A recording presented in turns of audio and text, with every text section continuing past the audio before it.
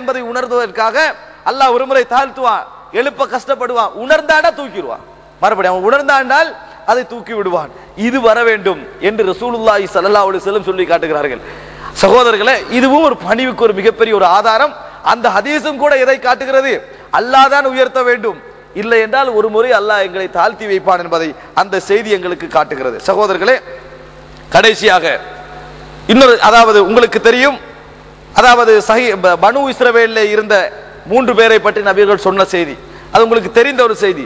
அதிலே ஒரு வெண்குஷ்டர், இன்னொருவர் மொட்டை, அதாவது முடி இல்லாதவர், தலையிலே முடி இல்லாதவர், மொட்டையாக உள்ளவர், இன்னொருவர் குருடராக இருக்கிறார். இந்த 3 பேருக்கும் அல்லாஹ் ஒரு அருளை கொடுக்க நினைக்கிறார். அப்ப இந்த மொட்டையாக உள்ளவரிடத்தில் ஒருவர், தோல் அதாவது வெண்குஷ்டமாக நோய் உள்ளவரிடத்தில் ஒருவர் வருகிறார், மலக்கு மனித தோட்டத்திலே வருகிறார்.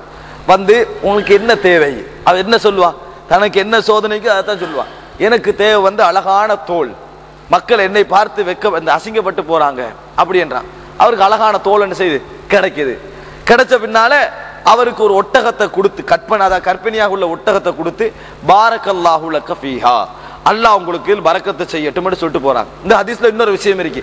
நம்ம யாருக்காவது அன்பளிப்பு கொடுத்துட்டா இதையும் சொல்லி கலலாம், பாரக்கல்லாஹு லக ஃபீஹா, அல்லாஹ் உங்களுக்கு அதில் என்ன செய்யட்டும், பரக்கத்தை செய்யட்டும் அப்படி சொல்லிட்டு அவர் போறார்.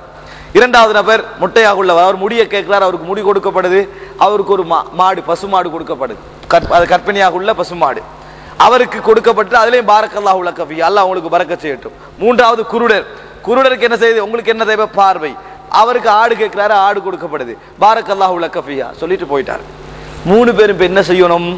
ஏண்ட திறமையால வந்தது என்று சொல்லக்கூடாது எதையும். இப்ப 3 பேர்ட்டே சொத்து இருக்கும், மிச்சங்காலத்து புறம் வந்தா ஒட்டகம் பெருகி இருக்கும், மாடு பெருகி இருக்கும், ஆடு பெருகி இருக்கும்.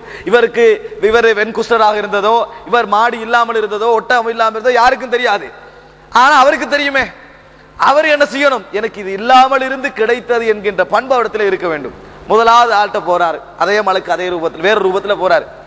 அப்ப கேட்ட உடனே உன்ட்ட சொத்து இருக்கு, அது இருக்குது, எனக்கு உதவி செய்ய என்று கேட்ட உடனே, இது நான் பரம்பரையா கிடைச்ச சொத்து, இதெல்லாம் வந்து எனக்கு என்னது, இந்த இடையில வந்த சொத்தெல்லாம் இல்லை என்று சொல்லி அவருக்கு உதவி செய்ய மறுக்கிறார்.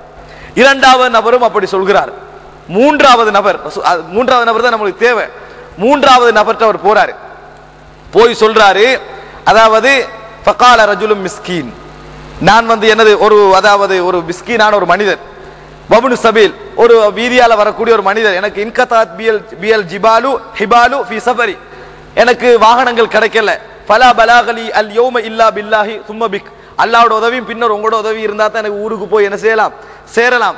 ஃபகால, அவர் சொல்றாரு, அஸ்அலுக பில்லதி ரத்த அலைக பஸரக், உனக்கு பார்வையை திருப்பி தந்த இறைவனை கொண்டு உங்களிடத்தில் கேட்கிறேன், உங்களுக்கு பார்வையை திருப்பி தந்த இறைவனை கொண்டு உங்களிடத்தில் கேட்கிறேன், எனக்கு ஒரு ஆட்டை தாங்க, ஒரு ஆடு, அத்தபல்லகு பிஹா ஃபி சஃபரி, அதை எப்படியா ஒரு உதவிக்கு எடுத்துக்க நான் என்ன செஞ்சிருவேன், என்ற ஊருக்கு போய் சேருவேன். அப்ப அவர் சொல்றாரு, கது குன்து ஆமா, நான் குருடராக இருந்தேன், ஃபரத்தல்லாஹு இலைய பஸரி, அல்லாஹ் எனக்கு என்ன செஞ்சான், என்ற பார்வையை திருப்பி தந்து விட்டான். ஃபகுத் மா ஷிஅத வத மா ஷிஅத, விரும்பினத்தை நீ எடுத்துக்க, விரும்பினத்தை விட்டு.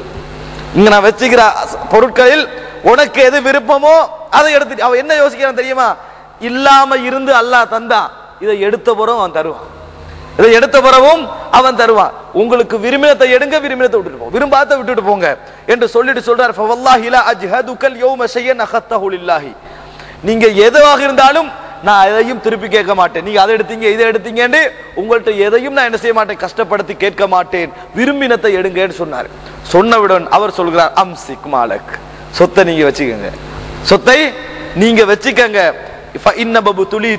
உங்களுக்கு வந்தது இப்ப சோதனை, உங்க 3 பேருக்கும் இப்படி ஒரு சோதனையாகத்தான் அல்லாஹ் என்னை அனுப்பினான், அது சோதனை. ஃபக்கது ருதிய அன்க, அல்லாஹ் உங்களை பொருந்தி கொண்டான், வசுகித அலா சாஹிபைக், உங்கள் 2 தோழர்களையும் அல்லாஹ் கோபப்பட்டு விட்டான் என்று சொல்லிவிட்டு திரும்பி போனார் என்ற செய்தியை பார்க்கிறோம்.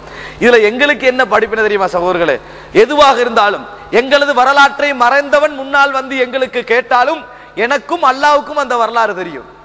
எங்களது கஷ்டகால வரலாறும் அல்லது நாங்கள் ஜாஹிலியத்தில் இருந்த வரலாறும் தெரியாதவர்கள் முன்னால் வந்து பேசினாலும் அல்லாஹ்வுக்கும் எனக்கும் தெரிந்த அமைப்பில் தான் அவனோடு பேச வேண்டும்.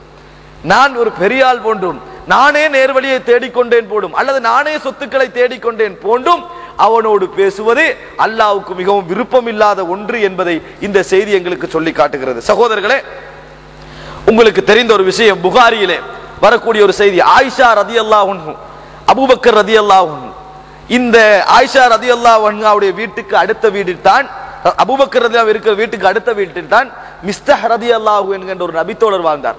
பத்ர் யுத்தத்திலே கலந்து கொண்ட ஒரு நபித்தோழர்.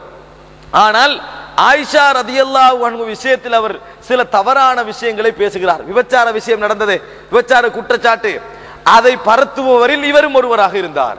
பத்ர் யுத்தத்திலே கலந்து கொண்ட ஒரு நபித்தோழர். ஆனால் மனிதன் அடிப்படையில் அவர் ஷைத்தானுடைய வலையிலே வீழ்ந்து விடுகிறார். இது தெரியாது. அபூபக்கர் ரலியல்லாஹு இவர் பேசுவது தெரியும், ஆனால் இது உண்மையோ பொய்யோ என்கின்ற நிலை மதீனாவிலே இருக்கிறது. பின்னர் ஆயிஷா ரதியல்லாஹு அன்ஹா ஒரு தூய்மையானவர் என்ற வகை இறங்குகிறது. அப்படி எதுவும் இல்லை என்ற வகை இறங்குகிறது. அபூபக்கர் ரதியல்லாஹு அன்ஹு அவர்கள் இந்த அடுத்த வீட்டில் இருக்கிறாரே, அவரது சொந்தக்காரன், அடுத்த வீடு, செலவழித்தும் வருகிறார். 3 விஷயம்.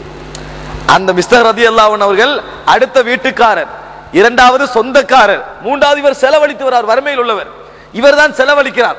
தனது மகள், நாங்கள் யாருக்கு செலவழிக்கிறோமோ அவர் அடுத்த வீடாகவும் இருந்து, எங்களது சொந்தமாகவும் இருந்து, அதே நேரத்தில் நாங்கள் செலவழிக்கிறவராகவும் இருந்து எங்களை பற்றி ஒரு அவதூறு சொன்னால் எங்களது நடவடிக்கைகள் எப்படியாக இருக்கும், எங்களது பேச்சுக்கள் எப்படியாக இருக்கும். இவர் ஆயிஷா தூய்மையானவர், இவர்தான் பரத்தி இருக்கிறார் என்ற செய்தியை, பரத்தியவர்கள் இவரும் ஒருவர் என்ற செய்தியை அபூபக்கர் ரலியல்லாஹு அறிந்தவுடன் கடுமையாக கோபப்படுகிறது. அபூபக்கர் ரலியல்லாஹு சொல்கிறார்கள், வல்லாஹி லா உன்ஃபிக் வலா மிஸ்தா, இதுக்கு பின்னால இந்த ஆளுக்கு நான் செலவழிக்க மாட்டேன், மிஸ்தாவுக்கு ஒன்றும் செலவழிக்க மாட்டேன் என்று சத்தியம் பண்ணுகிறார். சகோதரர்களே, சத்தியம் பண்ண அவருடைய மனநிலை அப்படி இருக்கிறது. தனது மகளுடைய குற்றத்தை நாடு உள்ளாக பரத்தியவர் சத்தியம் பண்ணுகிறார். அவர் மனிதனுடைய அதற்காக ஒரு மனிதனுக்கு பணிய முடியாது, அந்த அளவாக ஒரு மனிதனுடைய வார்த்தையிலிருந்து வரும். ஆனால் அல்லாஹு தஆலா ஒரு வசனத்தை இறக்குகிறான். சூரா நூரிலே 22வது வசனம், வலா யஅதலி உலுல் ஃபضل மின்கும் வஸ்ஸஅதி